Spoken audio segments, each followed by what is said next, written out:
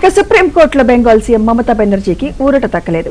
Kolkata I-PAC ఆఫీసులో సోదాలపై supreme కీలక ఆదేశాలు జారీ చేసింది. ఈడీ అధికారులపై నమోదైన ఎఫ్ఐఆర్లపై సుప్రీంకోర్టు స్టే ఇచ్చింది. మమతా బెనర్జీతో పాటు పోలీసులకు సుప్రీంకోర్టు నోటీసులు ఇచ్చింది. ఈడీ జోక్యంపై సుప్రీం సీరియస్ అయింది.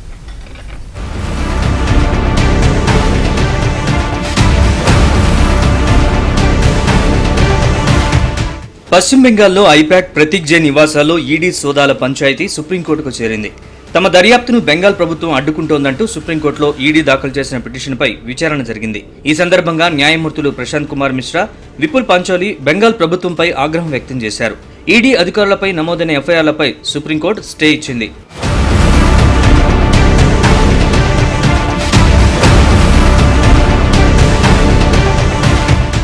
ఈడీ సోదాల సమయంలో పశ్చిమ బెంగాల్ ప్రభుత్వం జోక్యం చేసుకుంటోందని, ముఖ్యంగా సీఎం మమతా బెనర్జీ పాత్ర కూడా ఉందని ఈడీ తరపున సొలిసిటర్ జనరల్ తుషార్ మెహతా వాదనలు వినిపించారు.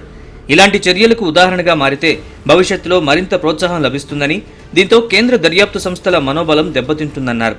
ఐపాక్ కార్యాలయంలో నేరారోపణకు సంబంధించిన కీలక ఆధారాలు తమ వద్ద ఉన్నాయని తుషార్ మెహతా సుప్రీంకోర్టుకు వివరించారు. ఈడీ పిటిషన్పై కలకత్తా హైకోర్టులో విచారణ జరుగుతున్న సమయంలో పెద్ద సంఖ్యలో న్యాయవాదులు, ఇతరులు కోర్టులోకి ప్రవేశించారని, దాంతో విచారణ వాయిదా పడిందన్నారు.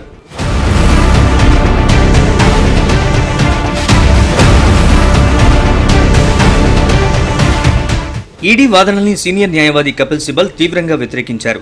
ముందుగా ఆ వ్యవహారాన్ని కలకత్తా హైకోర్టే విచారించాలని, న్యాయపరమైన క్రమాన్ని పాటించాలని ఆయన సూచించారు. ఈడీ సమాంతర విచారణలకు పాల్పడుతోందని ఆరోపించారు. అన్ని డిజిటల్ పరికరాలు ముఖ్యమంత్రి మమతా బెనర్జీ తీసుకెళ్లారన్నది కూడా అవాస్తవమన్నారు. బొగ్గు అక్రమ రవాణా కేసులో చివరి స్టేట్మెంట్ ఫిబ్రవరి 2024లోనే నమోదు చేశారని, అప్పటి నుంచి ఈడీ ఏం చేస్తోందని కపిల్ సిబల్ ప్రశ్నించారు. ఎన్నికల సమయంలోనే ఇంత ఉత్సాహం ఎందుకంటూ వాదనలు వినిపించారు. ఇరుపక్షాల వాదనలు విన్న తర్వాత ధర్మాసనం కీలక వ్యాఖ్యలు చేసింది. ఈడీ దర్యాప్తును అడ్డుకోవడం తీవ్రమైన అంశమని, ఈ అంశాన్ని పూర్తిగా పరిశీలిస్తామని సుప్రీంకోర్టు తెలిపింది. ఈడీ దాడుల కేసు విచారణ సమయంలో కలకత్తా హైకోర్టులో జరిగిన గందరగోళంపై కూడా తీవ్ర అసంతృప్తి వ్యక్తం చేసింది. और नोटिस किया है ईडी का जो रिट पिटिशन फाइल किया और लोग का ऑफिसर का रिट पिटिशन फाइल किया, उसमें नोटिस हुआ है और उसमें जो 2 वीक्स का अंदर एफिडेविट देने के लिए बोला है. 3 February matter will come for hearing, इसका हियरिंग में आएंगे.